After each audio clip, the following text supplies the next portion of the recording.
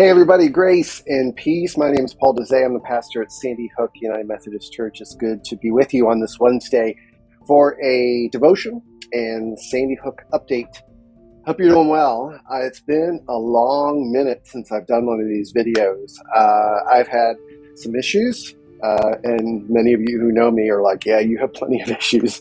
I do, and I've had some physical issues on top of my normal issues, and I'm starting to feel better. So hopefully in the weeks ahead, you'll start seeing some more of these Wednesday videos. So a devotion. So on Wednesdays at noon, we've been doing Galatians, a little Bible study around the lunch hour. And it's been really cool. Great study, great discussion.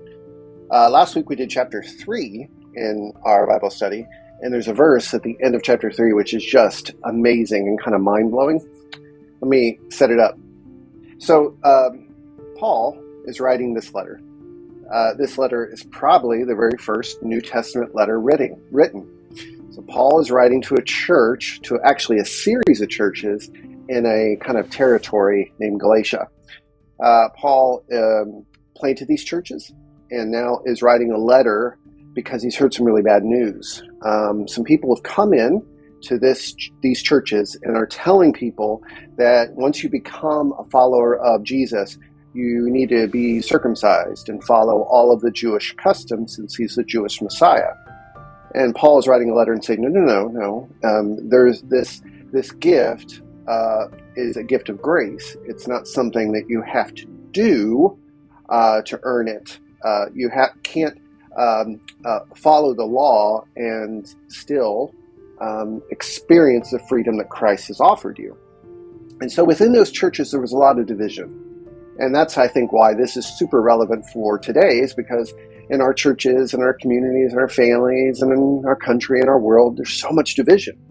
And Paul is writing to a church that really has a lot of, picture a junior high cafeteria for lunch, and there's tables over here with the cool kids and tables over here with not so cool kids, and the geeks are over in the corner. That's where I was, by the way. So, and Paul's saying, hey, you know what? These divisions are not what God intended. And so he shares this verse 28 of chapter 3, which I'll have to continue to chew on this verse over and over and over again for the rest of my life to kind of understand the depths of the beauty of it all. Verse 28 of chapter 3, it says, there is no longer Jew or Greek, so no longer Jew or Gentile.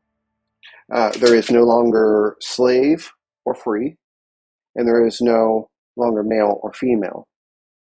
You are all one in the Messiah Jesus.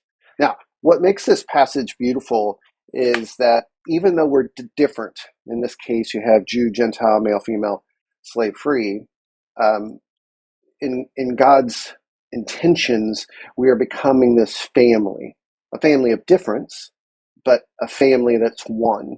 And those differences don't divide us. They don't define us. We are part of a new humanity. And we need to remember that in the church. The differences that we have are good differences. They're not that we all should be uniform or cookie cutter, but rather our differences make us beautiful, like a mosaic.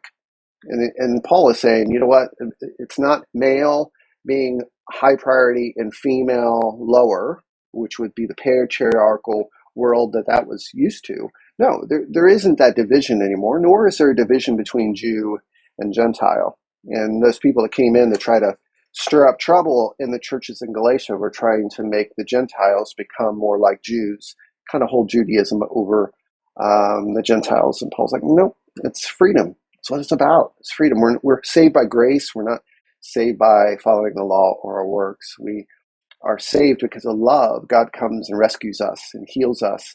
And then we're on this journey of him putting us back together as he's putting back together the world. And what a beautiful passage. Hope that is helpful to you today. A few things. For Sandy Hook UMC, we are adding a new name to Sandy Hook United Methodist Church. We're not changing our name. We're not getting rid of Sandy Hook UMC because we're planted in the Sandy Hook UMC neighborhood. What we are doing is we're adding on another name to our church. So in business terms, it's, we're Sandy Hook United Methodist Church, but we're also known as blank. And the reason for that is that Sandy Hook, as a phrase, is an unsafe term or phrase. And I think we all know because of the school shooting, subconsciously, a lot of people, when they hear the phrase Sandy Hook, they feel unsafe. And story after story after story. Just last week, I was with somebody on in the city meeting here in Columbus, and they were sharing with me that when they moved here 9 years ago, they chose other churches because they just had an eerie feeling about that phrase, Sandy Hook. Now, nothing against the community or neighborhood or anything, but we want to be a safe place. And we want people, when they think of this church and this family of people, to be a safe place. So we're taking names, and we're up to 70 names have been submitted, which is great. A lot of great names. I just got a card here today that was in the offering box. The Table, which is a great name. Actually, 3 or 4 people have turned that one in. So it would be The Table at Sandy Hook, UMC. And that would be a way for us to communicate to the community, come to the table, come as you are to the table of grace.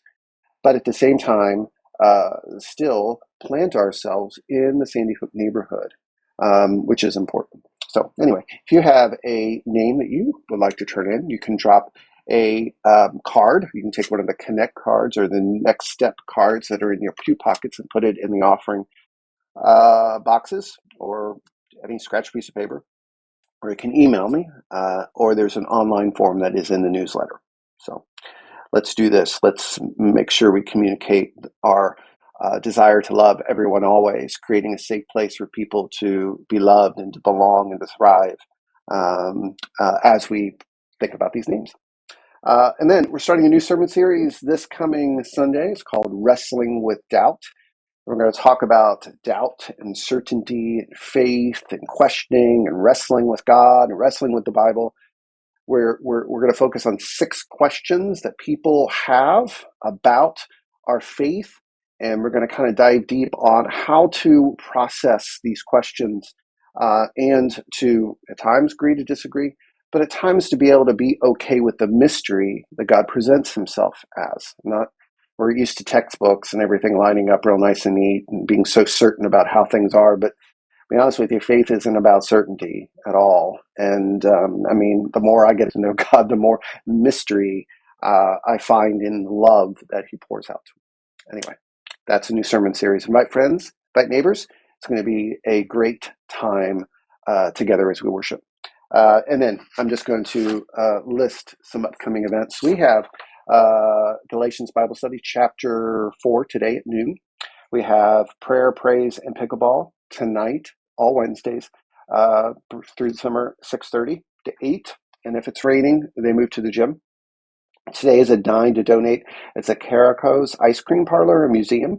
Just mention the cookout, the Tim Tool cookout, and a portion of your bill will go towards that. And so those monies raised will go towards the Tim Tool annual memorial cookout that'll take place later in the summer in August. Tomorrow, we're launching a new fresh expression called Restore. This is a collaborative between Petersville, us, and the Galileans. It's a bilingual healing service. If you're familiar with Blue Christmas services, it's that kind of service.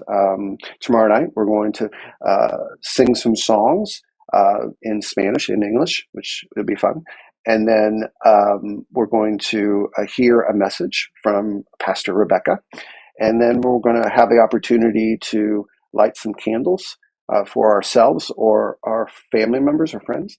And then we're going to have the opportunity to pray in a time for one another. So it's going to be a healing service, but model more after Blue Christmas than, your high energy, hyped Pentecostal type of service, maybe if you're familiar with those. It's at 7 o'clock tomorrow here at Sandy Hook. Grad Sunday is June 2nd. If you know of anyone who's graduating from elementary, middle school, high school, or college or grad school, let us know. We'd love to celebrate on June 2nd. And then after service, we're having our first Agape Feast here at Sandy Hook. And the premise is we're celebrating Mother's Day, Father's Day, and graduation Sunday, all with this big meal that's been kind of catered in by Kenny Hodnett. And we're going to get into this practice of celebrating together, these big things. Instead of doing little trinkets for Mother's Day and Father's Day that end up in the junk drawer, we're going to do food, we're going to do it well, and we're going to have a good time together as a family. And then we're looking for servers, clean up, set up for that event, and there is opportunity to sign up at the Next Steps table. After that, we have an opportunity to go swimming together on Saturday, the 15th of June at Donner. We have Father's Day, wear Hawaiian shirts. That's the 16th. We have another Dine to Donate on June 18th at Chicago's Pizza for the Tim Tool Cookout. We have County Fair serving opportunity. We have VBS coming up. We have an outdoor worship service the Sunday after the 4th of July. Youth mission trip, serve a meal, garden prayer service, Salvation Army, car show. We have a new Bible study coming in August. A lot of stuff, but you get the deal. Check out the newsletter, and I think that's it. Good to be with you guys. Grace and peace to you. Take care.